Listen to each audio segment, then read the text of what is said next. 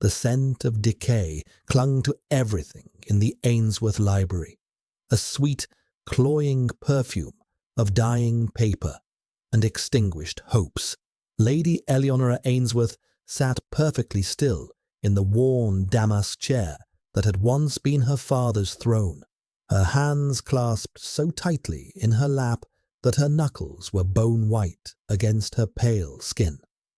The afternoon sun, usually a welcome guest in this book-lined sanctuary, now seemed intrusive, casting long, accusatory fingers of light that illuminated every mote of dust, every faded spine, every crack in the veneer of their respectability. Ruin.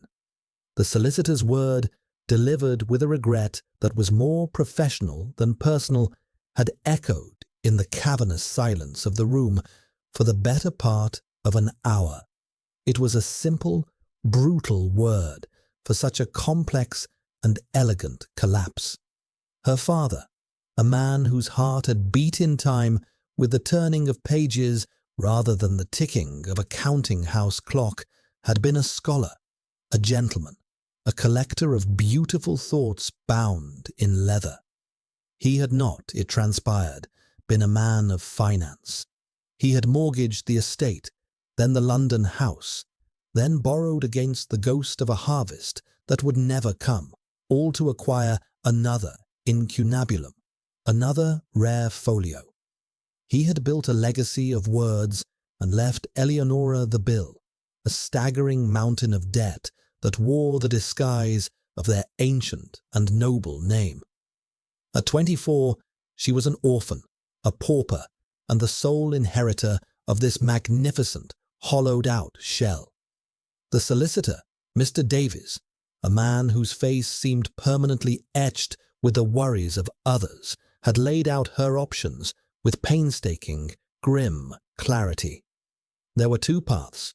The first led to a life of genteel poverty, selling off what little remained piece by painful piece, eventually becoming a companion to some distant, pitying relative, a shadow in another woman's house.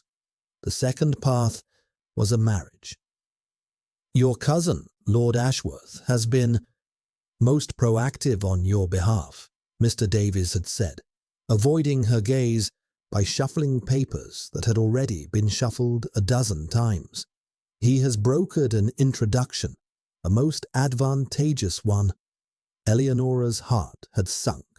Her cousin Hubert was a man of cold pragmatism, a social climber who saw family members as chess pieces to be moved for his own advantage.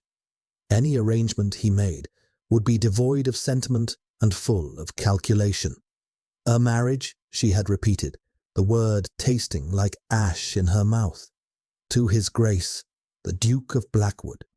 A shiver, entirely unrelated to the chill of the unlit room, traced a path down her spine. The Duke of Blackwood, Alistair de Clare, a man who was more myth than peer, a name spoken in hushed tones in London drawing rooms, a figure of immense wealth and power who had vanished from society years ago after the tragic death of his first wife. Whispers followed him like his own shadow, that he was cruel, that his heart was a shard of ice, that his manor in the north was a place of perpetual mourning. He was, by all accounts, a recluse, a hermit king, ruling over a silent, sorrowful kingdom. And he had children. 2 of them, it was said, as unseen and unheard as their father. Why? The question was barely a whisper. Why would a man like that? Why me? Mr. Davies finally looked at her, his expression a mixture of pity and stark reality. His Grace requires a new duchess and a mother for his children. Your lineage is impeccable, Lady Eleonora. The Ainsworth name, for all its current encumbrances, is one of the oldest in the kingdom. You are respectable, well-educated, and, if you will forgive my saying so, present a dignified and calming presence. His Grace's requirements are, I am told, specific. He is not seeking a love match. Not a love match. The words were a small, sharp cruelty. Of course he wasn't. Men like the Duke of Blackwood did not need to seek love. They commanded convenience. He was buying a name, a pedigree, a respectable figurehead to install in his dark castle. And in return, he would absorb her father's debts, restore the Ainsworth name, and save her from a life of humiliating dependence. It was a transaction, a cold, clean, and utterly soul-crushing bargain. Her own dreams, the quiet, foolish ones as she had harbored of a marriage built on companionship, on shared laughter and mutual respect, dissolved like mist. They had always been fantasies, of course. For a woman in her position, love was a luxury, not a right. But to have the alternative laid out so starkly as a business contract felt like a final, brutal disillusionment. She thought of the alternative, the slow, grinding erosion of her dignity, the pitying glances, the life of a dependent, always grateful, never secure. Her father's beloved books sold for a pittance to pay a grocer's bill, the home she had grown up in, its halls echoing with memories, turned over to strangers. She could not allow it. Her pride, the last unmortgaged thing she owned, would not permit it. "When am I to meet him?" she asked, her voice surprisingly steady. She had to force the sound past the knot of ice that had formed in her throat. "His Grace will grant you an audience in 2 days' time at his solicitor's office in London," Mr. Davies replied, a flicker of relief crossing his face. He had expected tears, hysterics perhaps. He did not understand that the Ainsworths, for all their poetic failings, did not crumble so easily. They endured. Eleonora rose from the chair, her spine straight, her chin held high. She was the daughter of a man who had loved history, and she knew that history was filled with women who had made sacrifices for duty, for family, for survival. She would be one of them. She would trade her future for their past. She would walk into the lion's den, not because she was brave, but because the wilderness outside was a more certain and terrifying death. She would become the Duchess of Blackwood, a title for a ghost, a wife for a shadow. She smoothed the worn fabric of her grey morning dress, the gesture automatic, a small attempt to impose order on a world that had spun into chaos. The dust motes danced in the fading light, indifferent.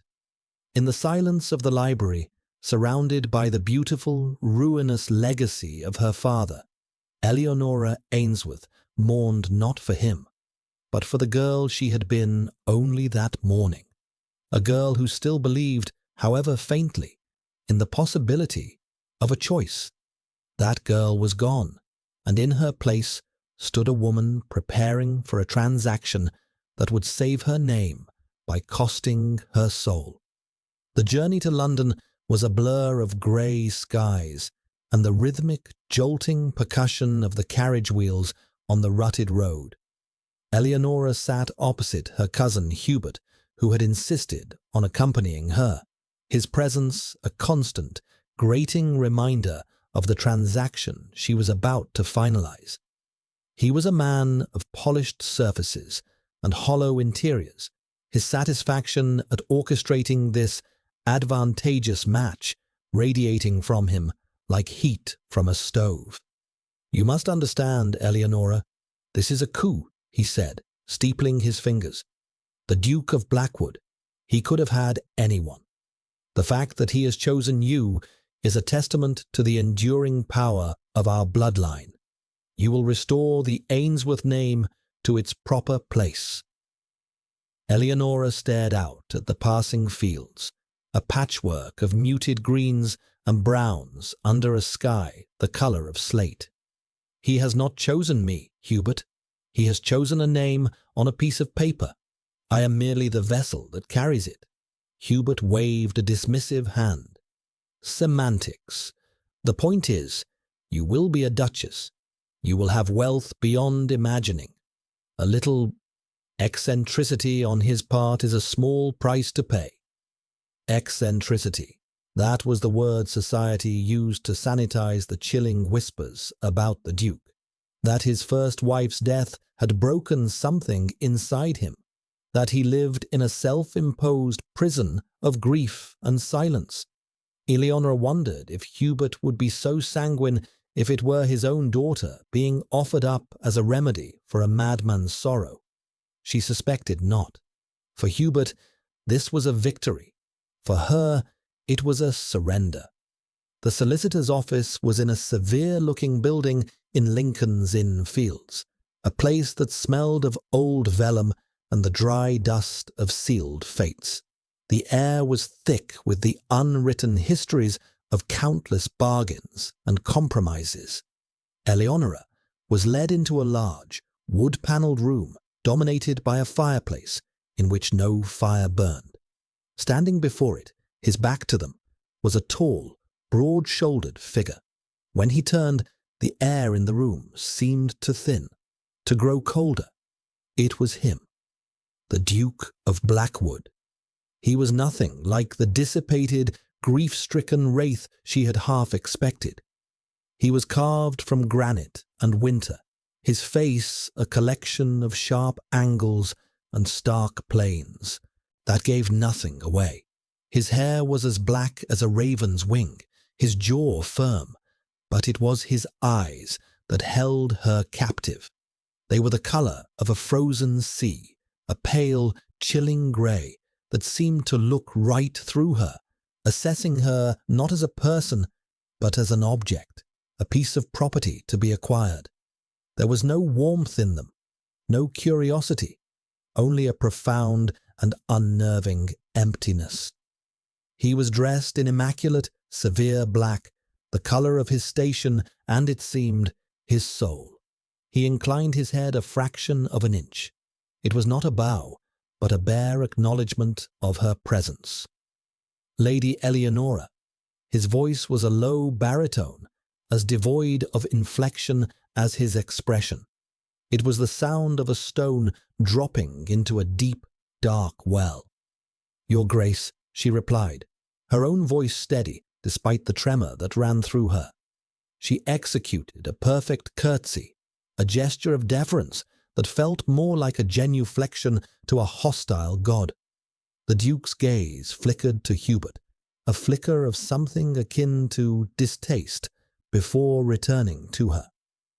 "I trust my solicitor has made the terms of our arrangement clear to your own." "He has," Eleonora said. "There are stipulations I wish to make clear myself, so that there may be no misunderstanding between us." He spoke as if they were discussing the purchase of livestock. He did not invite her to sit. He did not offer any of the small pleasantries that civilized society demanded. He simply stated his terms, his voice flat and cold. "This will be a marriage in name and title only," he began, his frozen grey eyes locked on hers. "You will be the Duchess of Blackwood. You will be the chatelaine of my home. You will act as a mother to my children. You will have access to my funds, within reason, for the running of the household and for your personal needs. You will want for nothing material." He paused, and the silence stretched, heavy and absolute. "In return," he continued, his voice dropping even lower, "if that were possible, I will require nothing from you. You will not be burdened with any expectation of my company, my confidence, or my affection. We will maintain separate chambers. We will dine together when convention demands it, but otherwise our lives will be our own. My grief is my own. My past is my own. You will not pry into it. You will not attempt to comfort me. Your role is with the children and the house, nothing more. Is that understood?" Each word was a block of ice, building a wall between them, a fortress around his heart. He was not just setting terms, he was issuing a warning. Do not approach. Do not trespass. This space is mine, and you are not welcome in it. Eleonora felt a flare of something hot and defiant in her chest. It was one thing to know the marriage would be loveless. It was another to have it dictated to her with such brutal, dismissive coldness. He was not just a grieving man. He was a deliberately cruel one, determined to wound her before she could even think of reaching out. She lifted her chin, meeting his glacial stare without flinching. Perfectly, Your Grace. Your terms are as clear as they are comprehensive. A small, sharp edge entered her tone. And I have a stipulation of my own. For the first time, a flicker of something. Surprise, annoyance, disturbed the frozen surface of his eyes. He raised a single dark eyebrow. My father's debts will be settled in their entirety before the wedding, she said, her voice ringing with a clarity that surprised even herself. And his library, his collection of books, is not to be dismantled or sold. It is to be packed and transported to Blackwood Manor. It is the only dowry I possess, and I will not part with it. The Duke stared at her for a long moment, his expression unreadable. She felt as though he were weighing her, judging this unexpected show of defiance. She expected him to refuse, to dismiss her demand as impertinent. Instead, a muscle feathered in his jaw. Very well, he said, the words clipped. The books may come. See to it, Davies, he added, glancing at his own solicitor, who had been standing by the desk like a statue. And that was it. The bargain was sealed. He gave her another curt, dismissive nod, turned his back on her, and stared once more into the cold, empty hearth. The audience was over. He had purchased his duchess, stated the terms of her use, and now had no more need of her company. As Hubert bustled her out of the room, whispering ecstatic congratulations, Eleonora felt a cold dread settle deep in her bones. She had known she was entering a prison. She had not realized its warden would be a man made of ice and shadow, a man who had already sentenced her to a lifetime of solitary confinement within the walls of their shared home. She had saved her family's name, but in doing so, she had just agreed to erase herself. Blackwood Manor rose from the stark, windswept landscape of the north like a jagged piece of the sky that had fallen to earth. It was a breathtaking structure of dark grey stone, a Gothic masterpiece of soaring towers, arched windows, and snarling gargoyles that seemed to watch the approaching carriage with ancient malevolence. The autumn sky brooded overhead, a heavy blanket of bruised purple and grey that threatened a storm, and the wind moaned through the skeletal branches of the surrounding oaks like a chorus of lost souls. It was not a house. It was a fortress, built to keep the world out, and, Eleonora suspected, its secrets in. As the carriage drew to a halt before the massive, nail-studded oak doors, a sense of profound isolation washed over her. This was her new home. This magnificent, forbidding cage.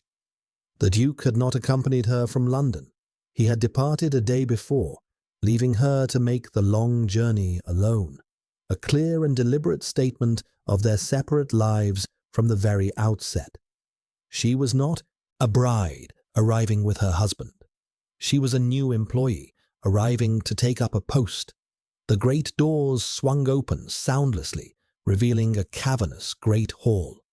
It was a space designed to inspire awe, with a ceiling so high it was lost in shadow, walls hung with faded tapestries depicting grim-faced ancestors, and a floor of polished black and white marble that reflected the dim, watery light from the high windows like a dark, still lake. But there was no life here. No welcoming fire roared in the cavernous hearth, no cheerful bustle of servants. The air was cold, still, and heavy with a silence so profound it felt like a physical weight pressing down on her. A woman stood waiting in the center of the hall. She was tall and thin, dressed in severe black, her grey hair pulled back into a tight, uncompromising bun. Her face was a mask of rigid disapproval. "Your Grace," she said, her voice as brittle as dry leaves. She executed a short, sharp curtsy. "I am Mrs. Croft, the housekeeper. His Grace is in his study and does not wish to be disturbed. I will show you to your rooms." There was no welcome, no warmth, just the cold recitation of facts. Eleonora felt the woman's eyes on her, assessing, judging. She was an interloper, a stranger disrupting the bleak, ordered stasis of this house. "Thank you, Mrs. Croft," Eleonora said, her voice sounding small in the vast space. She followed the housekeeper up a grand, sweeping staircase, their footsteps echoing unnervingly in the silence. The corridors were long and dim, lined with portraits of Maud Declar, their painted eyes seeming to follow her with silent accusation. Mrs. Croft paused before a set of handsome double doors. "These are your chambers, Your Grace. The Duchess's suite." The emphasis on the title was subtle but clear. This was a role, a position, not a personal space. His Grace's chambers are in the East Wing. This is the South Wing, as far apart as the geography of the house would allow. The suite was opulent, decorated in shades of cream and gold, with a large canopied bed, a delicate writing desk, and a fireplace of carved marble. It was beautiful, luxurious, and utterly impersonal. It felt like a stateroom in a palace, not a bedroom. A window overlooked a vast, formal lawn that gave way to the brooding darkness of the woods beyond. It was a lonely view. "Will I be seeing the children?" Eleonora asked, turning back to the housekeeper. Mrs. Croft's lips thinned. "Master Arthur and Miss Rosalind are with their governess, Miss Finch. They keep to the nursery wing.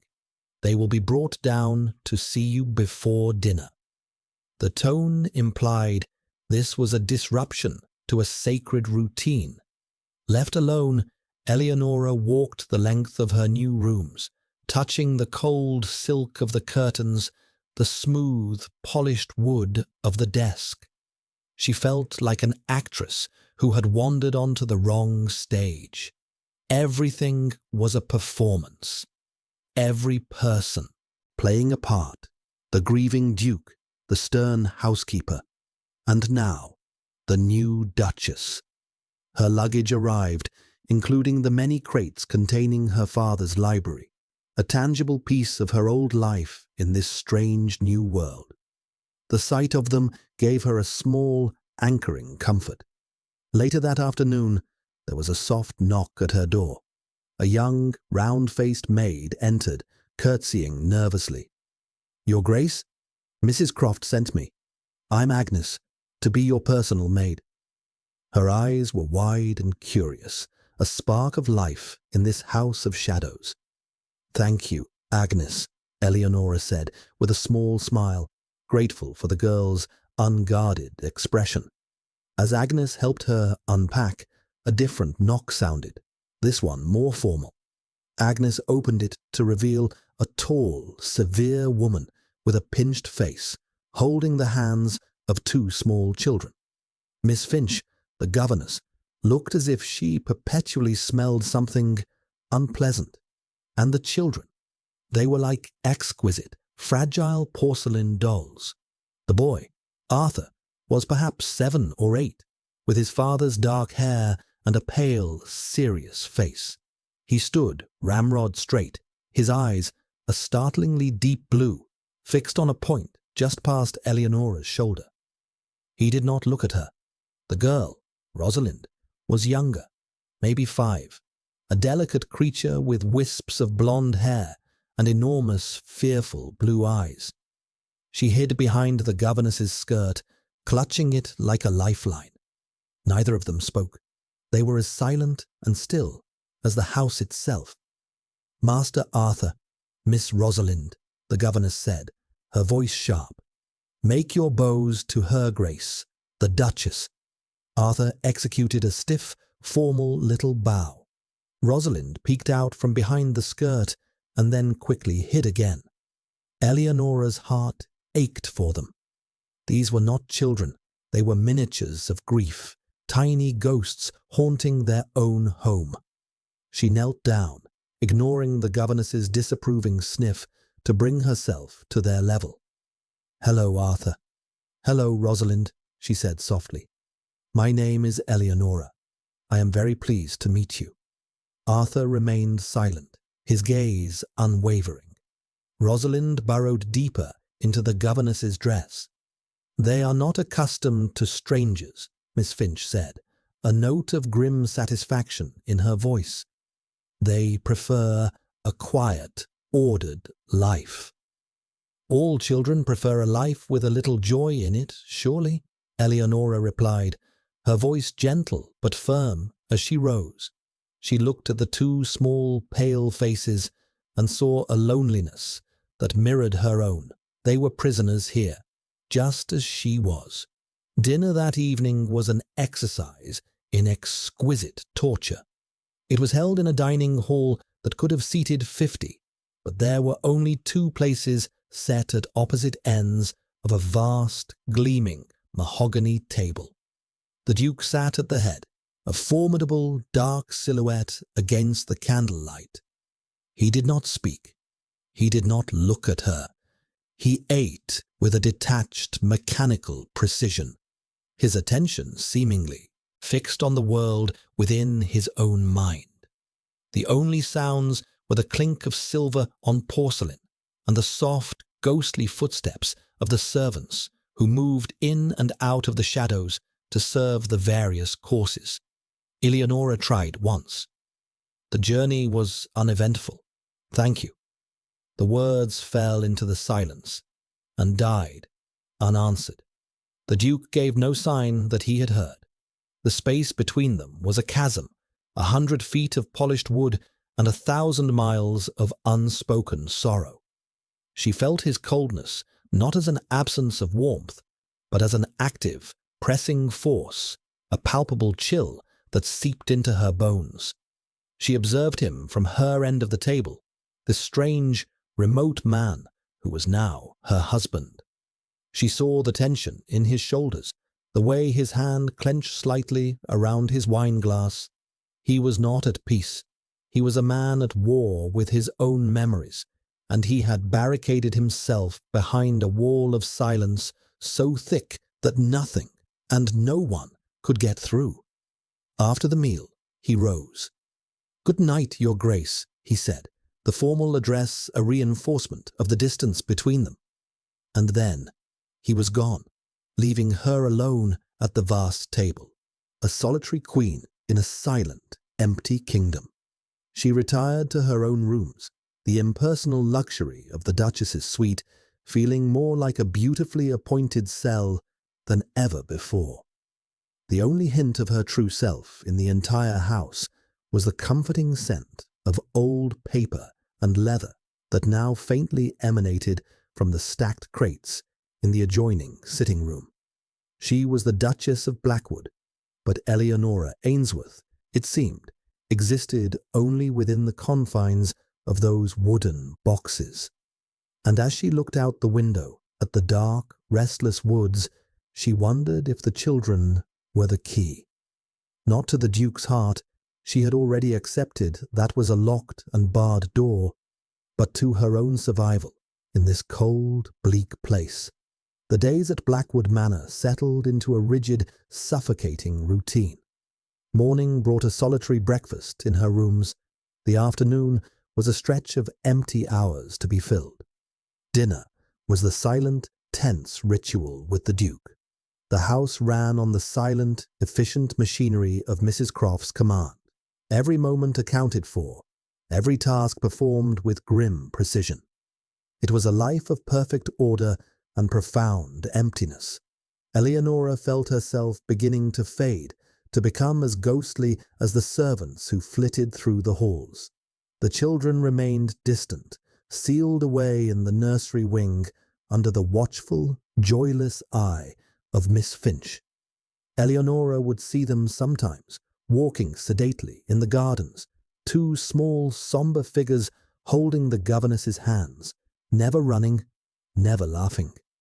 The sight was a constant, sharp ache in her chest. They were not living. They were enduring. She could not bear it.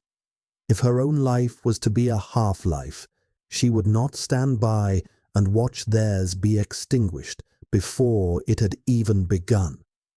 She had to do something. Her quiet, desperate existence needed a purpose, and she decided they would be it. Her first act of quiet rebellion was to visit the nursery.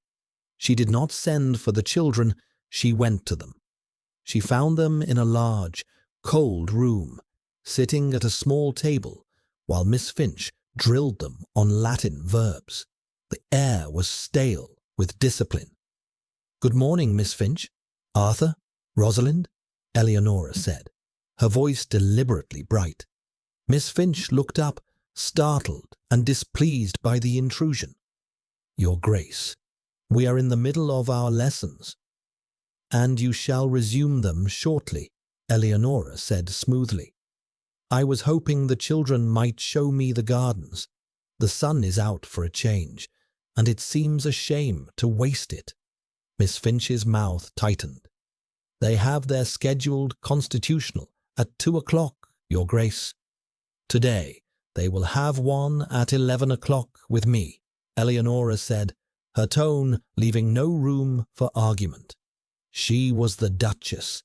It was a power she had not yet tested, but she would use it for this. "Please have them ready in 10 minutes. She turned and left before the governess could protest further. A small, thrilling tremor of defiance ran through her. It was a tiny victory, but it was a start. The walk in the garden was a stiff, awkward affair. The children walked on either side of her, their hands held stiffly at their sides. Arthur kept his gaze fixed ahead, while Rosalind studied the gravel path. Eleonora talked, pointing out a robin perched on a branch, remarking on the shapes of the clouds. Her words were met with a wall of silence. It was during this walk that she saw it. Tucked away behind a high stone wall, almost completely hidden by overgrown ivy, was a heavy, iron-studded wooden door. A flicker of curiosity, the first she had felt in weeks, sparked within her. "What's through there?" she asked. Arthur glanced at it, then quickly away. "Nothing," he mumbled, the first word he had ever spoken directly to her. Her curiosity piqued. Eleonora made it her mission to find out. She asked Agnes, her maid, who told her it was the old walled garden. "It was the first Duchess's favourite place, they say," Agnes whispered, her eyes wide. After the accident, His Grace had it locked up. No one's been inside for years." A locked garden, a place of past happiness, now abandoned to decay. The symbolism was not lost on Eleonora. It was a mirror of the entire estate, of the Duke's own heart. That evening, she approached Mrs. Croft. "I require the key to the walled garden," she said. The housekeeper's expression was a mixture of shock and disapproval. "Your Grace, that garden is closed." "And I am opening it," Eleonora replied, her gaze steady. "The key, if you please." Reluctantly, Mrs. Croft retrieved a large, rusted iron key from a board in her office. It felt heavy in Eleonora's hand, like a key to a deep, secret, forbidden part of the past. The next day, she went to the door alone. The lock was stiff with rust and disuse, but with a great deal of effort, it finally groaned and turned. The door swung inward on protesting hinges, revealing the garden. It was a scene of magnificent desolation. What had once been a place of beauty was now a tangled, chaotic wilderness. Roses grew wild, their thorny branches weaving a dense, impenetrable thicket. Weeds choked what had once been flower beds. A stone sundial was green with moss, its surface illegible, and a small, elegant fountain was dry and filled with dead leaves. It was sad, but beneath the decay, Eleonora could see the bones of a beautiful design. It was a place that was not dead, only sleeping, waiting. An idea took root in her mind, as tenacious as the weeds at her feet. She would bring it back to life, and she would not do it alone. Her next move was more radical. After a week of careful observation of Miss Finch's harsh and joyless tutelage, Eleonora summoned the governess to her sitting room. "Miss Finch," she began, her voice calm and measured, "I have decided to take over the children's education myself. Your services will no longer be required." The governess was speechless, her face paling with indignation. "Your Grace, I have been with this family for 5 years. The Duke himself hired me." "And I am dismissing you," Eleonora said, her resolve hardening. "I do not approve of your methods. The children need more than Latin verbs and rigid discipline. They need kindness. They need air. They need to be children. A generous severance will be arranged." The dismissal of Miss Finch sent a shockwave through the household. It was a direct challenge to the established order, to the Duke's own arrangements. Eleonora half expected a summons from her husband, a cold reprimand for her audacity. But the summons never came. The Duke remained silent, sequestered in his study, either unaware of her actions or, for some reason, choosing to ignore them. His silence was a void, and into that void Eleonora began to build a new world for Arthur and Rosalind.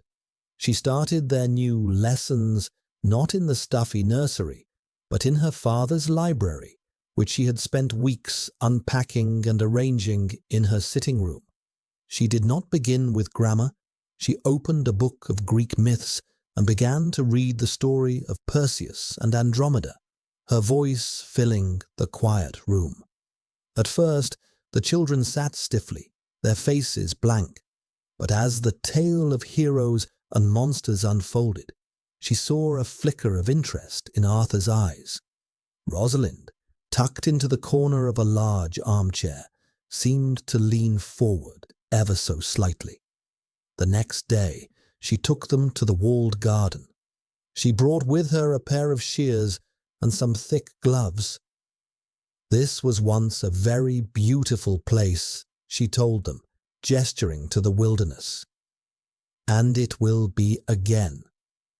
We are going to wake it up. This will be our project."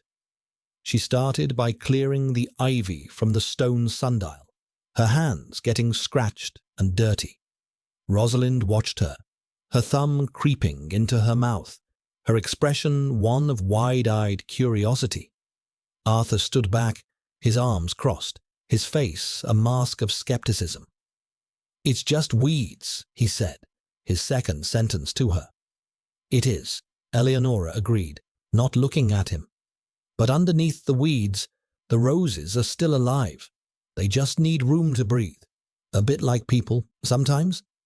She worked for an hour, clearing a small patch around the sundial. The children just watched.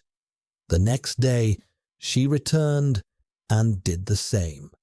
And the day after that. On the 4th day, as she was struggling to pull up a particularly stubborn thistle, Rosalind toddled forward. She pointed a small, hesitant finger at a tiny purple flower, struggling to grow in the shadow of a dock leaf. "Flower," she whispered, The word a tiny, fragile puff of sound. Eleonora's heart leapt. She smiled at the little girl, a warm, genuine smile. Yes, darling, a violet. It's very brave, isn't it, to grow all by itself in here? Rosalind nodded, her big blue eyes fixed on the flower. She reached out and gently touched a petal with the tip of her finger. That small touch felt like the turning of the world. It was the first sign of life, the first shoot of green in the barren winter of Blackwood Manor. Eleonora knew with a certainty that settled deep in her soul that this was the right path. She was not just restoring a garden, she was tending to two small, neglected souls, and in doing so, she was finally, slowly, beginning to find a place for herself. The work in the garden became their daily ritual. It was slow, painstaking labor. Eleonora learned the hard way about thorns and nettles, about the stubborn resilience of weeds. But with every cleared patch of earth, with every pruned branch, a sense of accomplishment grew. More importantly, the children began to change. Rosalind was the first to succumb to the garden's quiet magic. She became Eleonora's little shadow, her initial fear dissolving into a child's natural curiosity. She would toddle behind her, pointing at insects, collecting smooth, interesting stones in the pocket of her pinafore.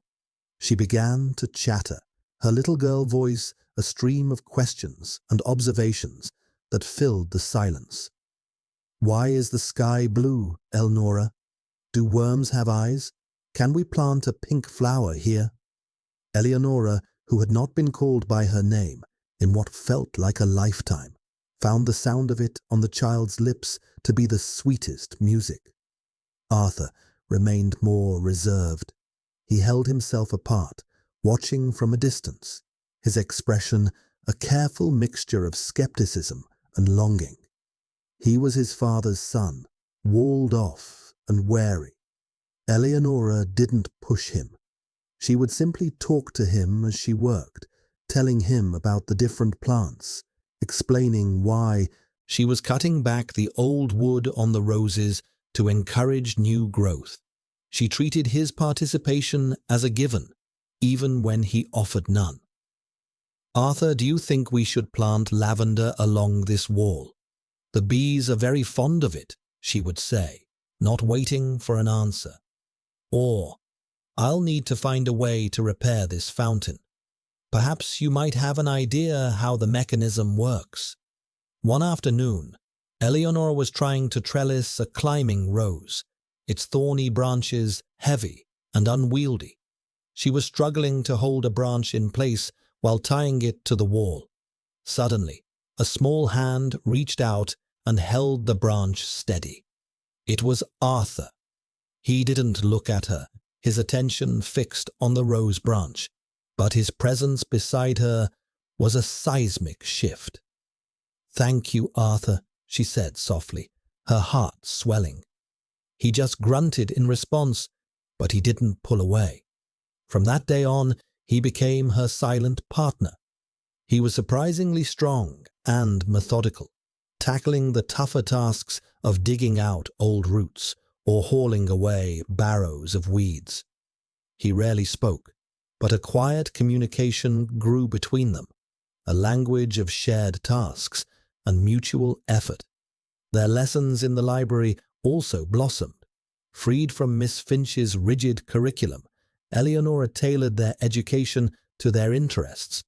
She discovered Arthur had a keen, logical mind, and she introduced him to maps and stories of exploration, to the basic principles of architecture and engineering.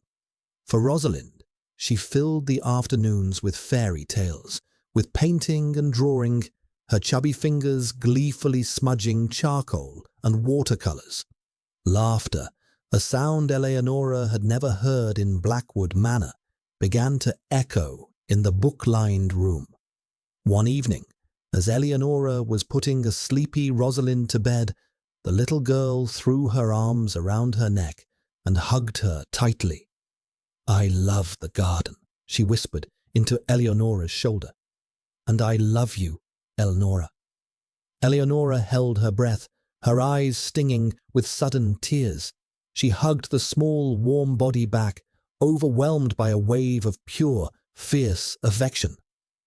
"Oh, my darling," she whispered, her voice thick. "I love you too." She was a mother, not in title, not by contract, but in her heart. These children, once silent little ghosts, were becoming hers. The change in the children did not go unnoticed by the household staff. The oppressive silence of the manor began to recede, replaced by the distant sound of a child's laughter from the garden or the murmur of voices from the library. Mrs. Croft's expression remained as stony as ever, but Eleonora thought she detected a slight softening in the woman's severe gaze when she looked at the children. Agnes, her maid, was openly delighted. "It's like you've let the sun in, Your Grace," she said one morning, her face beaming. But the Duke remained a mystery, a dark, silent planet in a distant orbit. Eleonora still saw him only at their tense, silent dinners. He never mentioned the children. He never acknowledged the changes in his home. He remained entombed in his grief, a willing prisoner in his own fortress of sorrow. Eleonora had all but given up hope of ever reaching him. Her life was here, with the children, in the world she was building with them. It was enough. It had to be. Then came the glimmer. It was a late afternoon in early summer. A soft, golden light slanted across the garden, which was now a tapestry of burgeoning life. The rose bushes were covered in buds, the flower beds were a riot of color, and the gentle splash of the newly repaired fountain was a constant, soothing presence. Eleonora was on her knees, showing Rosalind how to gently transplant pansies, their hands and faces smudged with dirt. Arthur was nearby, methodically weeding a patch of herbs, his movements focused and sure. A sudden peal of delighted laughter from Rosalind made Eleonora look up. The little girl had found a ladybug and was watching it crawl up her finger, her face alight with pure, unadulterated joy. Forgetting herself completely, she scrambled to her feet and ran to her brother. "Arthur, look, a lucky bug," she squealed, holding out her hand. Arthur, for once, dropped his aloof facade. A rare, genuine smile broke across his face as he leaned in to inspect the tiny insect. In a moment of playful impulse, he reached out and gently booped his sister's nose with a dirt-smudged finger. Rosalind shrieked with laughter and, in retaliation, tried to put a daisy she was holding into his hair. Soon, they were engaged in a gentle, giggling tussle on the grass. Two normal, happy children playing in the sun. Eleonora watched them, her heart so full it felt as if it might burst. This was what she had worked for. This sound, this light, this simple, beautiful joy. She was so absorbed in the moment, a smile playing on her own lips, that she didn't notice she was being watched. When she finally tore her gaze from the children, she happened to glance up at the house, and there, in the dark window of the Duke's study, she saw him. He was standing half hidden in the shadows, watching the scene in the garden. Her breath caught in her throat. She expected him to scowl, to retreat back into the darkness, as he usually did. But he didn't. He just stood there, his tall frame rigid, his face unreadable from this distance. But he was watching. He was seeing his children laugh. She held his gaze for a long moment across the expanse of the lawn, a silent, charged connection. Then slowly, he stepped back from the window and was gone. But something had shifted. He hadn't recoiled. he had observed. That evening at dinner, the silence was different. It was still there, a heavy blanket between them, but it felt less hostile, more contemplative. Eleonora, emboldened by the afternoon, decided to risk speaking. "Rosalind found a ladybug in the garden today," she said, her voice quiet but clear. She was quite enchanted. She expected silence. She expected the complete lack of response she had grown accustomed to. But the Duke looked up from his plate, his glacial grey eyes meeting hers. "The garden," he said, his voice a low rumble. "It seems much improved." The sentence was so unexpected, so utterly out of character, that Eleonora was momentarily speechless. It was not praise, not exactly. It was a simple statement of fact. But it was an acknowledgement. It was a crack in the wall of ice. "The children and I have enjoyed working on it," she managed to reply, her heart hammering against her ribs. He gave a curt, almost imperceptible nod and returned his attention to his meal. The conversation was over, but it had happened. He had spoken to her, voluntarily, about something other than household accounts or formal necessities. He had seen her work, and he had commented on it. The true shock came 2 days later.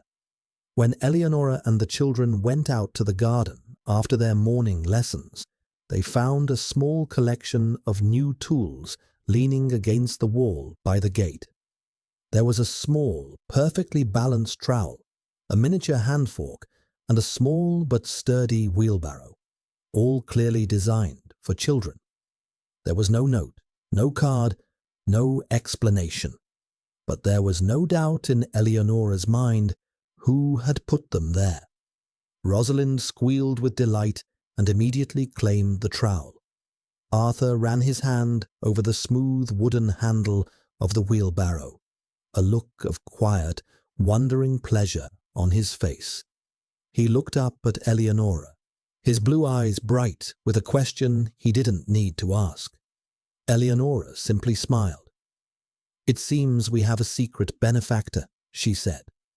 It was the first unguarded sign of humanity he had shown, the first indication that the man of ice and shadow was not entirely made of stone. He had seen his children's joy, and in his own remote, silent way, he had sought to add to it. It was a glimmer of light in the profound darkness, a fragile shoot of hope pushing its way through the frozen ground of Blackwood Manor.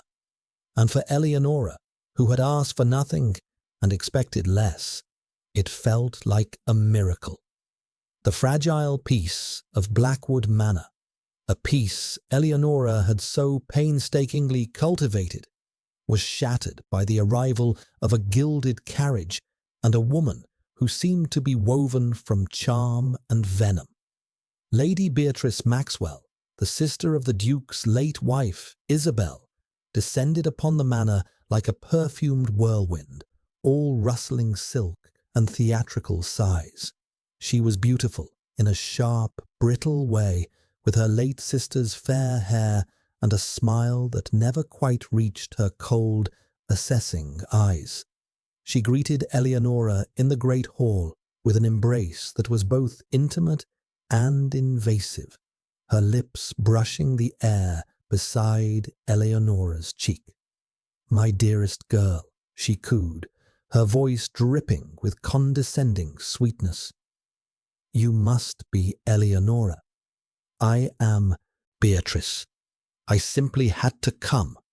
I have been so worried, you see, about Alistair, and of course, about my darling niece and nephew." Her gaze swept the hall, taking in everything, her expression one of faint disappointment, as if she had found the place wanting without her presence. It was immediately clear that Lady Beatrice did not see herself as a guest. She saw herself as the rightful mistress of the house, temporarily displaced by an unfortunate necessity. "Alistair is Well, he is, Alistair, she said, with a sad little shake of her head, so lost in his grief. I do hope you are not finding it all too overwhelming. The implication was clear. You are not equipped to handle this. I am.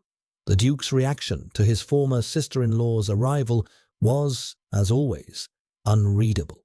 He greeted her with a stiff, formal courtesy at dinner, his face an impenetrable mask. But Eleonora noticed a new tension in him, a tightening of his jaw, a deeper shadow in his already haunted eyes. He was enduring her presence, not welcoming it. Lady Beatrice immediately set about undermining Eleonora's position with a surgeon's precision. She did it with smiles and compliments that were laced with poison.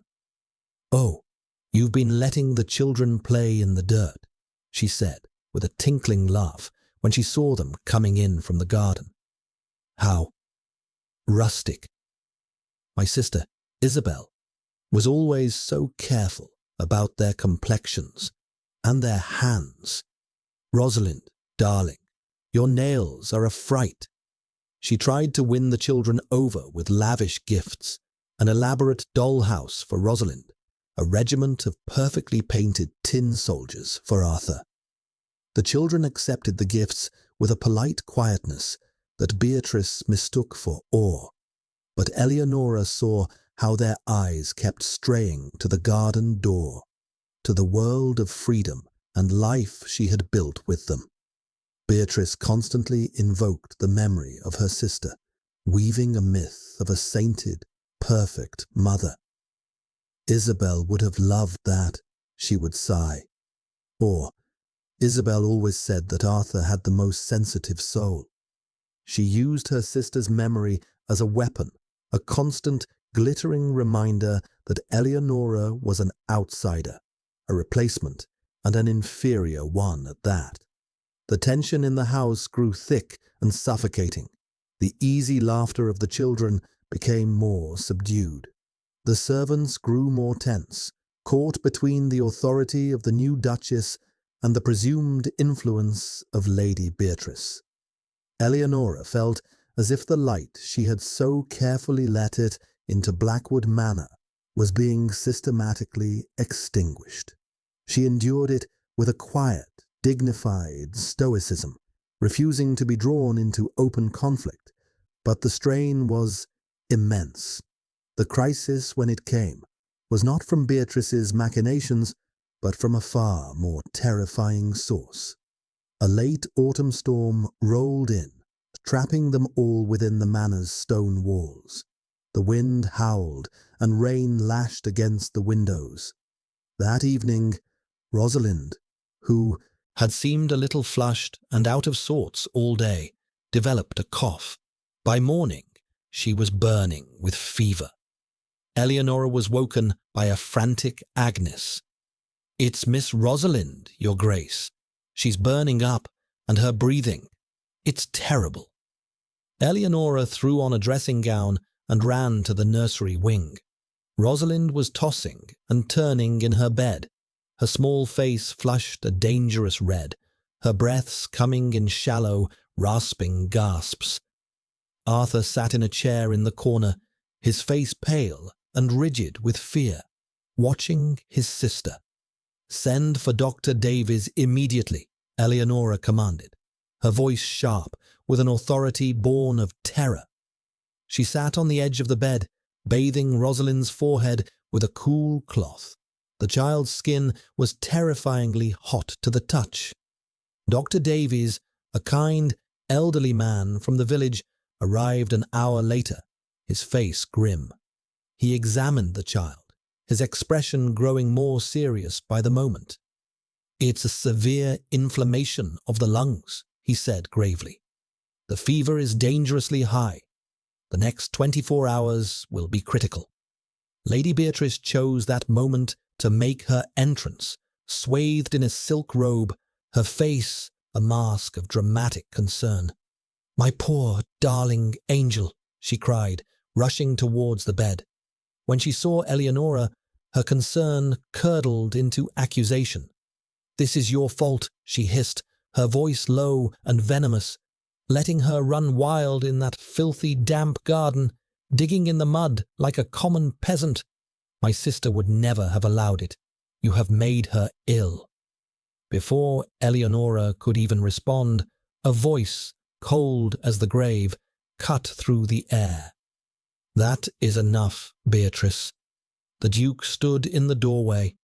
He had not been summoned, but he was there, his face a stark, pale mask in the dim light. He was still in his clothes from the day before, his hair dishevelled, as if he hadn't slept. He ignored Beatrice completely, his gaze fixed on the small, struggling form in the bed. He took a step into the room, then another, moving as if drawn by an invisible, agonizing force. He stopped at the foot of the bed, his hands clenched into white-knuckled fists at his sides. He looked at his daughter, and for the first time, Eleonora saw the mask of icy control shatter. What lay beneath was not emptiness, but a raw, terrifying abyss of pain and fear. He looked utterly broken. "You will leave," he said to Beatrice, his voice quiet, but carrying the unmistakable weight of absolute command. He did not look at her. "Alistair, I only... leave. Now." Beatrice, for once, was silenced. She shot Eleonora a look of pure hatred, then turned and swept from the room. The Duke did not move. He just stood there, watching his daughter fight for every breath. The doctor gave Eleonora instructions for care, cool compresses, forcing sips of water, watching for any change. Then he left, promising to return in the morning. And so, the long vigil began. Eleonora sat by one side of the bed. The Duke stood like a sentinel at the other. They did not speak. The only sounds were the howling of the wind outside, the crackle of the fire Agnes had built, and Rosalind's terrifyingly shallow breathing. They were trapped together in that small, shadowed room, united by a single, overwhelming fear.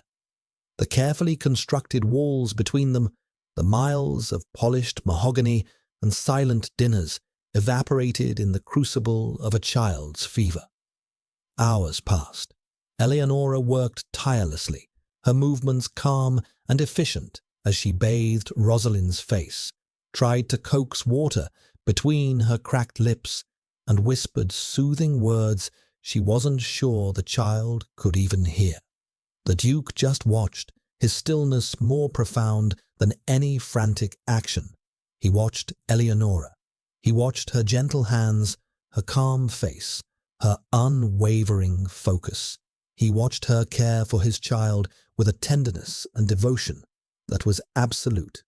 Sometime in the deepest, darkest hours of the night, as the storm raged its fiercest, Rosalind began to murmur in her delirium. Her eyes fluttered, unfocused. She whimpered a word, a name. Isabel. The sound, though faint, struck the Duke like a physical blow. He flinched violently, a strangled noise escaping his throat. He took a stumbling step back from the bed, his face ashen, his expression one of pure horror. He looked at his daughter, then at Eleonora, his eyes wild with a pain so profound it was terrifying to witness. Without another word, he turned and fled the room, leaving Eleonora alone with the ghost that haunted his house and the child who was fighting for her life. The storm outside mirrored the tempest in the house. Eleonora sat by Rosalind's bedside, her exhaustion a heavy cloak on her shoulders, her heart a leaden weight in her chest. The Duke had not returned. After his flight from the nursery, he had vanished back into the shadows of the manor, leaving her alone with the echo of his pain and the terrifyingly fragile life of his daughter. The name Rosalind had uttered in her delirium, Isabel, hung in the air, a key to a lock Eleonora had never dared to touch. She tended to Rosalind through the long hours, her focus absolute. The child's fever was a relentless fire, her small body trembling with its heat. Arthur had been coaxed to his own room by a tearful Agnes, but his fear was a palpable presence that lingered outside the nursery door. The entire house seemed to be holding its breath, waiting. Towards dawn, the rain began to subside, and with it, the worst of the fever. Rosalind's breathing deepened, losing its terrifying, shallow rasp. Her skin, while still hot, was no longer scorching to the touch. She fell into a deep, natural sleep, the first peaceful rest she'd had in 2 days. The crisis had passed. Relief washed over Eleonora so powerfully it left her weak, her hands trembling as she smoothed the damp hair from the child's forehead. She must have dozed off in the chair, her head slumped against the high back, because she was startled awake by the softest of touches on her shoulder. She opened her eyes to see the Duke standing over her. The morning light, grey and watery, streamed through the window, illuminating a man who looked as if he had been through his own personal war. His face was haggard, stubbled with a night's growth of beard, and the icy control was gone from his eyes, replaced by a raw, bruised vulnerability. "She is sleeping," Eleonora whispered, her voice hoarse. "The fever has broken." He looked at Rosalind, his gaze lingering on her peaceful face for a long moment. A shudder ran through his powerful frame. "Thank you," he said, his voice rough with emotion. "Eleonora, thank you." It was the first time he had used her given name. The sound of it, spoken in that broken voice, was more intimate than any touch. "I will stay with her," he said. "You need to rest." It was not a request. He was taking her place, assuming the vigil. Eleonora was too exhausted to argue. She allowed him to guide her from the room, his hand lightly on her elbow, a touch that was both a support and a silent apology. She slept for a few hours, a deep, dreamless sleep of pure exhaustion, and awoke feeling groggy but restored. The house was still quiet. She found Arthur in the library, curled up in an armchair, his face stained with tears. She sat with him, holding his hand, reassuring him that his sister was better, that she was safe. Later that day, seeking a moment of peace, she went to the library to retrieve a book. She found the Duke there, standing before the cold fireplace, staring into its depths as if he could see the past playing out in the soot-stained bricks. He looked up as she entered, his eyes shadowed and haunted. "I owe you an explanation," he said, his voice low and heavy. Eleonora's heart began to beat a little faster. She simply nodded, waiting, sensing that a dam was about to break. "Isabel, my first wife," he began, the name a shard of glass in his mouth. "Society remembers her as beautiful, charming, vivacious, and she was all of those things, but she was unwell. She had a darkness in her, a fragility that could curdle into something terrible. She loved the idea of being a mother, but she could not bear the reality of it, the demands, the loss of freedom, the changes to her body. She grew to resent the children." He paced before the fire, his movements agitated, his hands clenched and unclenched at his sides. He was not looking at Eleonora, but at some point in the middle distance, at a memory only he could see. She was neglectful. At times, she was cruel. Not with her hands, not in a way that would leave a mark anyone else could see, but with words, with coldness. She would lock herself away from them for days in her rooms, the West Wing. It was her domain. She called them little thieves who had stolen her beauty, her life. I tried to intervene. I hired nurses, governesses. I tried to shield them. But I was away so often on business, and Isabel was clever. She showed the world a perfect face. He stopped pacing and finally looked at Eleonora, his eyes filled with a self-loathing that was devastating to witness. I failed them, he whispered.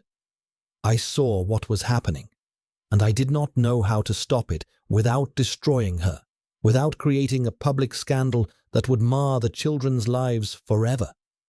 I thought I could manage it. I was a fool. He took a deep, shuddering breath before continuing, his voice dropping to a near inaudible murmur. The day she died. It was in the garden, the old walled garden. It was her favorite place, her sanctuary. She had been in a dark mood for a week. I had just returned from London. I went to find her there. The children. They had followed me. They were small. Arthur was 5. He adored her. In that way, a little boy adores a beautiful, distant mother. They hid behind the hedge to watch. His face contorted, and he had to pause, swallowing hard against the memory. She was not in her right mind. She was raging, screaming at me that I had trapped her, that the children had ruined her. She was standing on the stone folly by the fountain. In her hysteria, she became reckless. She gestured wildly, lost her footing, and she fell. The silence in the room was absolute, broken only by the ticking of the grand clock on the mantelpiece.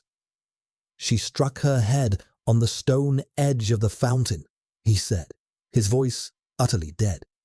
It was instantaneous. But Arthur saw it. He saw his mother fall. He saw the blood. He saw me kneel beside her. Rosalind was there too, just a toddler, but she saw his terror. She felt it. She heard his scream. Eleonora felt tears welling in her eyes, a silent testament to the horror of his words. She finally understood. The locked garden, the silent children, the Duke's unbearable coldness. It wasn't a lack of love. It was an excess of pain. After that, he continued, his voice hoarse. Everything shattered. I couldn't look at the children without seeing her, without seeing my own failure to protect them, not just from her, but from that final, terrible image. Arthur stopped speaking for almost a year. He built a wall around himself, and I did the same. The coldness was a shield. If I didn't feel anything, I couldn't feel the pain. If I kept them at a distance, they couldn't remind me of how I had failed them. I hired Miss Finch because she was cold, because she was orderly, because I thought order and discipline would keep them safe where love and chaos had destroyed their mother. He finally sank into a chair, burying his face in his hands, his broad shoulders shaking with silent, racking sobs. The great, powerful, icy Duke of Blackwood was weeping like a lost child. Eleonora's heart broke for him, for all of them, for the beautiful, broken woman who had caused so much pain, for the little boy who had witnessed an unspeakable horror, for the little girl who had absorbed her family's trauma before she could even form words, and for this man who had tried to freeze his own heart to stop it from bleeding to death. She crossed the room and knelt before his chair. She did not speak. She simply laid her hand gently on his arm. It was a small gesture, an anchor in the storm of his grief. He didn't pull away. After a long moment, he slowly raised his head, his face ravaged by sorrow, his grey eyes glistening with unshed tears. "You," he whispered, his voice thick with a dawning wonder. "You came into this house of ghosts, and you were not afraid. You unlocked the garden. You gave them back their laughter. You gave them a mother's love, the love they never had, the love I was too broken to give them." He reached out his hand trembling, and gently cupped her cheek. His thumb stroked her skin, a touch of almost unbearable tenderness. "You are healing them, Eleonora, and I think you are healing me." In the quiet library, surrounded by the ghosts of the past, a new and fragile truth was being born. The revelation of his pain had not pushed her away. It had forged a bond between them stronger than any vow, a connection built not on a contract, but on a shared and profound understanding of the wounds of the human heart. In the days that followed the Duke's confession, the entire atmosphere of Blackwood Manor changed. It was as if a spell had been broken.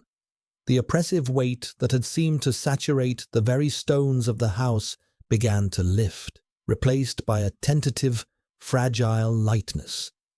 The Duke, Alistair, was a man transformed. The icy shield was gone, and in its place was a man grappling with years of suppressed grief, but a man who was, for the first time, present. He did not retreat back into his study. He began to join Eleonora and the children for their lessons in the library, sitting quietly in a large armchair, ostensibly reading a newspaper. But Eleonora could see he was watching them, listening to the cadence of their voices, to Rosalind's chatter and Arthur's increasingly confident questions. He started to walk with them in the afternoons, not just in the formal grounds, but in the now beloved walled garden.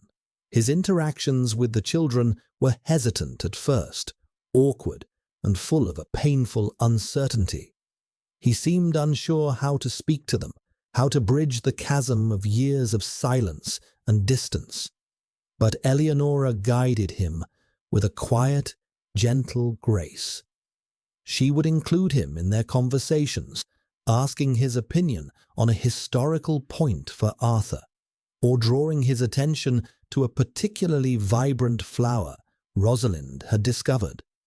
One afternoon, Arthur was struggling to explain a design he had conceived for a small wooden bridge to span the narrow stream at the bottom of the garden. He was getting frustrated, his words tangling. Alistair, who had been watching, knelt beside his son. "Here, show me," he said, his voice soft. He picked up a stick and began to sketch in the damp earth as Arthur explained. "You mean a cantilevered support here. That's a clever design, Arthur. Very clever indeed." Arthur looked up at his father, his eyes wide with surprise and a dawning, brilliant pride. It was a small moment, but for the father and son, it was monumental. It was the beginning of a conversation that had been silenced for 5 long years. Alistair's most profound change was in his gaze. When he looked at Eleonora now, the coldness was entirely gone, replaced by an expression of such profound gratitude, respect, and a burgeoning tenderness that it made her heart ache. He watched her as she read to the children, as she helped Rosalind tie her shoe, as she debated the migratory patterns of birds with Arthur. He watched her as if she were a miracle he couldn't quite believe was real. Rosalind, fully recovered from her illness and basking in the warmth of her father's new attention, became bolder. One evening, as they all sat in the drawing room after dinner, a new ritual, one filled with quiet conversation instead of oppressive silence, she climbed into her father's lap. Alistair froze for a second, a flicker of the old panic in his eyes. But then he looked at Eleonora, who gave him a small, encouraging nod. He took a breath, and then his arms came around his daughter, holding her in a stiff but secure embrace. Rosalind snuggled against his chest and promptly fell asleep. Alistair sat perfectly still for over an hour, just holding her, his gaze fixed on her sleeping face, an expression of wondrous, painful love dawning in his eyes. The turning point The moment when the last vestiges of their contractual arrangement dissolved into something real and deeply personal, came a week later. It was a beautiful, clear night, the sky a velvet blanket studded with 1,000 diamond-bright stars. The air was cool and smelled of damp earth and night-blooming jasmine from the garden. Eleonora had been unable to sleep. She had wandered down to the garden, their shared sanctuary, drawn by the pull of the moon. The garden was magical in the moonlight, the colors of the flowers muted to silver and gray, the shadows deep and mysterious.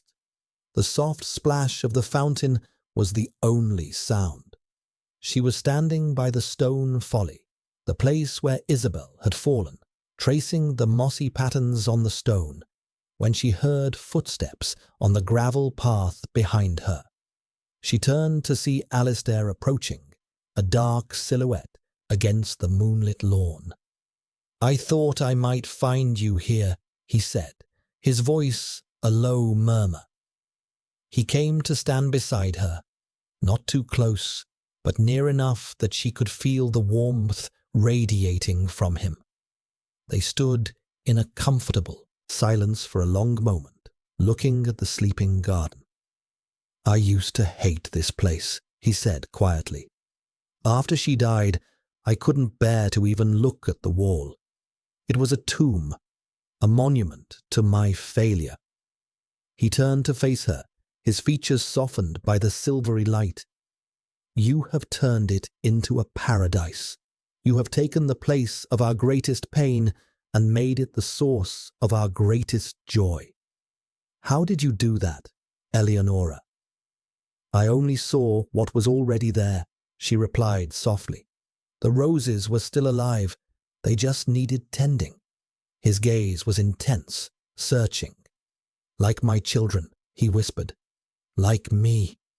He took a step closer, and the space between them became charged, electric. He slowly raised his hand, not to her cheek this time, but to her hand, which was resting on the cold stone of the folly. He gently took her hand in his fingers lacing with hers. His touch was warm, strong, and sent a jolt of pure sensation through her entire body. "This marriage," he began, his voice thick with an emotion he no longer tried to hide, "was a contract, a cold, practical arrangement born of desperation on your part and despair on mine. I offered you a title and a fortune, and in return, I demanded you exist in the shadows of my life, a ghost in my house of ghosts." He brought her hand to his lips and pressed a soft, warm kiss to her knuckles. Eleonora's breath hitched in her throat. "I was a fool," he murmured against her skin. "I thought I was buying a governess with a good name. I did not know I was inviting in the only person on earth who could save my family, who could save me. You have honored every part of our cold bargain, and you have given me 1,000 gifts I never asked for and do not deserve. Compassion, laughter, light, hope." He lifted his head, his grey eyes, now the color of a warm summer storm, boring into hers. "Eleonora, He seemed to struggle for words, the man who had once been so eloquent in his cruelty, now fumbling for the language of his heart. He didn't need words. He leaned in, slowly, giving her every chance to pull away. But Eleonora was rooted to the spot, her heart hammering, her entire being yearning for this one thing she had never, ever allowed herself to want. His lips met hers. It was not a kiss of passion, not yet. It was a kiss of profound tenderness, of gratitude, of reverence. It was a question and an answer, a promise and a prayer. It was the sealing of a new covenant, one written not in a solicitor's office, but in the moonlit garden, witnessed only by the stars. When he finally drew back, he rested his forehead against hers, his breath warm on her face. The marriage of convenience is over, Eleonora, he whispered, his voice shaking slightly. If you will have me. In that moment, under the vast, silent sky, Eleonora knew she was home. The cold, empty fortress of Blackwood Manor had become a sanctuary, and the man of ice and shadow had become the anchor of her soul. She had come to his house expecting a life sentence of loneliness, and instead she had found love in the most broken and beautiful of places. The days following that moonlit kiss were filled with a quiet, joyful sense of discovery. It was as if Eleonora and Alistair were learning to walk a new and wondrous landscape together. The barriers were gone, and in their place was a burgeoning intimacy that was both thrilling and deeply comforting. They talked for hours, sharing stories of their childhoods, their dreams, their fears. Alistair, who had been a man of so few words, now seemed to have an endless supply, as if a dam had burst, releasing a lifetime of thoughts and feelings he had kept locked away. The children, with the uncanny intuition of the young, sensed the shift immediately. The last vestiges of fear and uncertainty vanished, replaced by an open and uncomplicated affection for the two adults who were now, so clearly, a united front. The house, once a tomb of silence, was now filled with the sounds of a family, laughter echoing from the garden, the murmur of a story being read by the fire, the lively debate over a chess game between Arthur and his father. But one shadow remained, Lady Beatrice. She had been relegated to the periphery of the household since Rosalind's illness, her attempts to assert authority utterly thwarted by the Duke's cold dismissal. She remained at Blackwood, however, a sullen, resentful presence, her condescending smiles replaced by a simmering glare. She could not accept her loss of influence, her displacement from the center of this world she had long considered her own. Her final, desperate move came one afternoon. She cornered Alistair in the hall as he was on his way to the stables with Arthur. Eleonora was on the landing above, unseen, on her way to her rooms, and she stopped when she heard Beatrice's sharp, accusatory voice. "Alistair, we must talk," Beatrice said, her tone urgent and dramatic. "I cannot stand by and watch this happen." "Watch what happened, Beatrice," Alistair replied, his voice calm but laced with an unmistakable weariness. "This charade, this woman has bewitched you. Can you not see it? She is a fortune hunter, a nobody who has schemed her way into a title. She has manipulated you in your grief, wormed her way into your affections, and turned the children against the memory of their own mother." Eleonora's hand flew to her mouth, her heart clenching at the venom in the words. Alistair, however, did not rise to the bait. The man who would once have retreated into icy silence now stood his ground, his love for Eleonora a shield and a sword.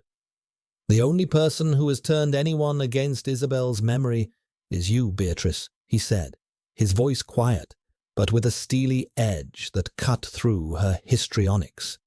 "You have spent years polishing a false idol, saint that never existed. Isabel was my wife. I knew her. I knew her beauty, and I knew her darkness. I will not have you use a twisted version of her memory to wound the people I love." "The people you love?" Beatrice scoffed, her voice rising. "You have known this woman for a few months. She is nothing. I am their aunt, their blood. I should be the one raising them."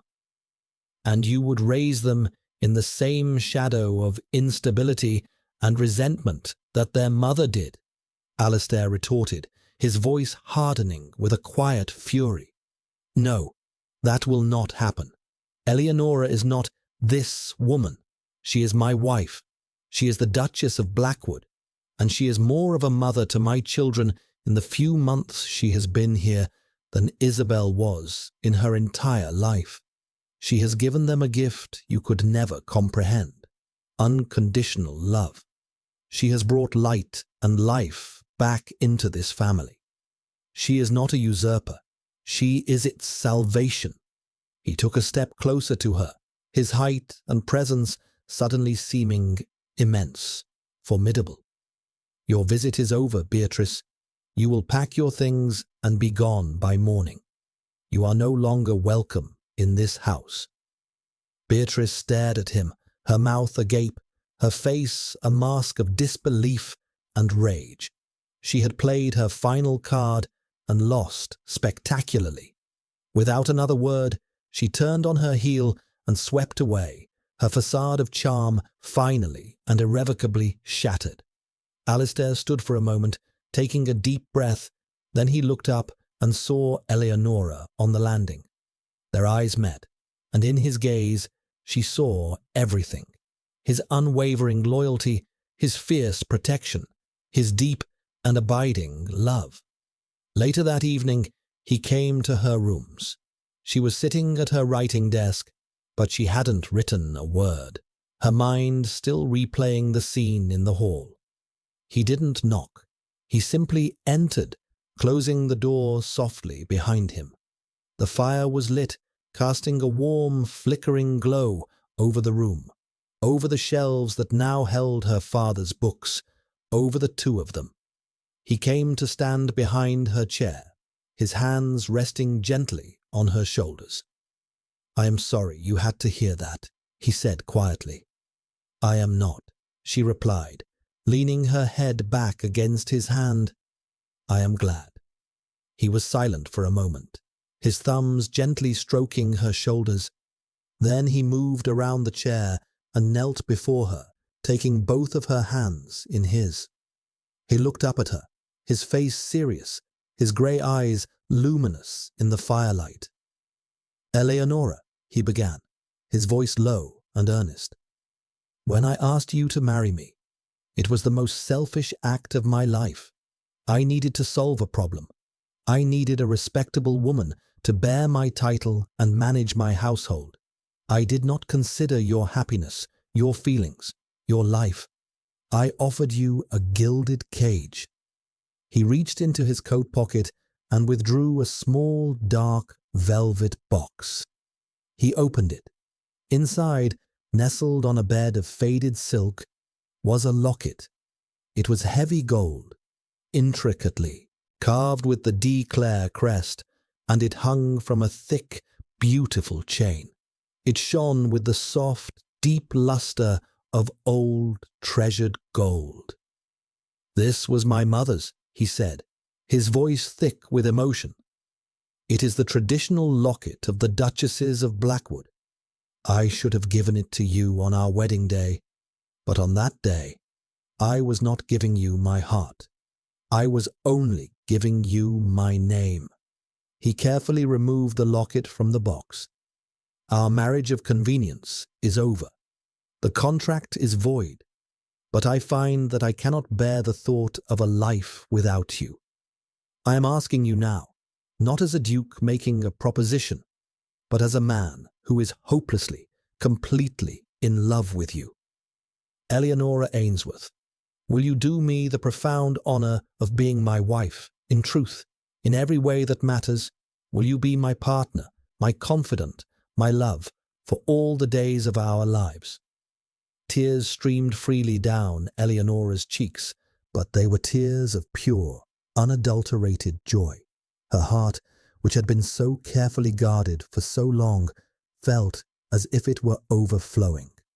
"Oh, Alistair," she whispered, her voice choked with happy tears, "there is nothing in this world I want more." He smiled, a true, brilliant smile that transformed his entire face, chasing away the last of the shadows. He rose, and with gentle hands, fastened the heavy gold chain around her neck.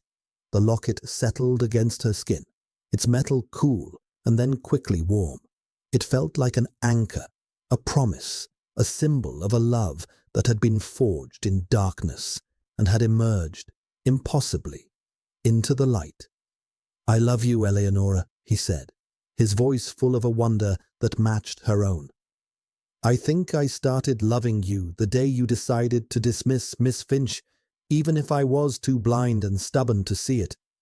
"And I love you," she replied, her hand coming up to cup his cheek. "I think I have loved you for longer than I ever dared to admit, even to myself." He leaned down and kissed her, and this kiss was different from the one in the garden. That had been a kiss of dawning hope. This was a kiss of certainty, of homecoming. It was deep and passionate and full of the promise of a shared future, a future that was no longer a bleak, empty expanse, but a path filled with light and laughter and a love that had proven strong enough to conquer ghosts. The firelight danced on the walls, and in its warm, golden glow, the Duke and his Duchess began their life anew. 1 year later, the walled garden was in its high summer glory, a symphony of color and scent. Bees hummed drowsily over fat, burgeoning heads of lavender, and the roses, which Eleonora had so painstakingly rescued, climbed the ancient stone walls in a riotous, joyful cascade of crimson, pink, and white. The fountain splashed, its water catching the brilliant afternoon sun and shattering it into 1,000 tiny rainbows. It was a place reborn, a living testament to the power of patience and care. On a thick tartan blanket spread across the impossibly green lawn, Arthur and Rosalind were bent in fierce concentration over a chessboard. Arthur, now a confident and articulate boy of 9, was patiently explaining a complex move to his younger sister. "No, Rosie," he was saying, his voice full of the gentle authority of an older brother. "If you move your knight there, my bishop will take it. See, you need to protect your queen." Rosalind, her face screwed up in thought, her blonde hair having escaped its ribbon to frame her face in a sunny halo, tapped her chin. "But the horsey wants to go there," she declared with irrefutable 5-year-old logic. Arthur laughed, a clear, bright sound that was now as much a part of the garden as the bird song. Watching them from a stone bench nearby were Eleonora and Alistair. His arm was wrapped securely around her, his hand resting protectively on the gentle swell of her stomach where their child grew. Eleonora leaned her head against his shoulder, a sense of peace so profound it was almost dreamlike settling over her. She wore his mother's locket, its gold warm against her skin, a constant, comforting weight. Alistair pressed a soft kiss to her hair. "Are you happy?" he murmured, his voice for her ears alone. She turned her head to look at him, to take in the sight of this man she loved so dearly. The harsh lines of his face had been softened by happiness, the haunted look in his eyes replaced by a warm, steady light. The shadows were gone, banished by love. "I am more than happy," she whispered. "I am home." He smiled, that slow, wonderful smile that was still reserved mostly for her and for his children. "Good," he said simply, "because so am I." They sat in comfortable silence, watching their children, listening to the music of their laughter. The great, brooding fortress of Blackwood Manor stood behind them, but it was no longer a place of secrets and sorrow. Its windows were thrown open to the summer air, and the sunlight streamed into rooms that had been dark for years. The West Wing, Isabel's former domain, had been unlocked and aired out. Its morbid, opulent furnishings had been cleared away, and it had been transformed into a bright, beautiful schoolroom and a playroom filled with books, paints, and a cheerful, glorious mess. The ghosts had been gently but firmly evicted, their power broken not by force, but by the simple, persistent presence of life and love. Later, as the sun began to set, casting long, golden shadows across the lawn, Alistair took her hand and led her on a slow walk through the rose beds. He stopped before a particularly beautiful white rose, its petals as pure as fresh snow. "This one was always my mother's favorite," he said, gently touching a perfect bloom. "She called it the starlight rose because it seemed to glow in the twilight." He looked from the rose to Eleonora. "It reminds me of you." Single, beautiful point of light in the deepest darkness. Eleonora's heart filled to bursting. 2 years ago, she had been a penniless orphan facing a future of destitution.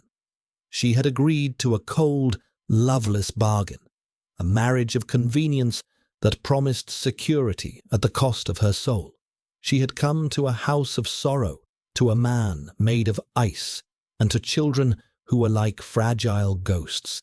And now she stood in a resurrected garden, holding the hand of a man she adored, their children's laughter a sweet melody on the air, their own child a cherished promise beneath her heart. She had learned that the most broken things can be mended, that the most desolate places can be made to bloom again, and that love, true and patient and brave, can grow in the most unlikely soil. She had come to teach the children, but it was the Duke, her Alistair, who had begged her to stay for life, and in doing so had given her a life more beautiful than any she had ever dared to dream. Dear listener, have you ever felt as though you were walking into a situation that was cold, barren, and devoid of hope? Perhaps it was a new job, a difficult family dynamic, or a period in your own life where your heart felt as closed off and overgrown as a neglected garden. Eleonora's story reminds us of a profound and beautiful truth, that the most powerful force for change in any barren landscape is the quiet, persistent act of tending to it. She did not arrive at Blackwood Manor with a grand plan to fix a broken man or a sorrowful family. She arrived with her own quiet strength, her own integrity, and a simple, compassionate refusal to accept the desolate status quo. She started with one small, brave act. She unlocked a gate. She chose to tend to a patch of weeds, believing that somewhere, underneath it all, roses were still alive. So often in our own lives, we are faced with our own locked gardens, the wounded hearts of people we love, or even the wounded parts of ourselves. We may feel intimidated by the thorns, by the years of neglect, by the sheer scale of the wilderness. But Eleonora shows us that we don't need grand gestures. We just need to start. We can plant one seed of kindness. We can clear one small patch of misunderstanding. We can offer a moment of gentle attention, like showing a child a ladybug on their finger. True transformation is rarely a dramatic, sweeping event.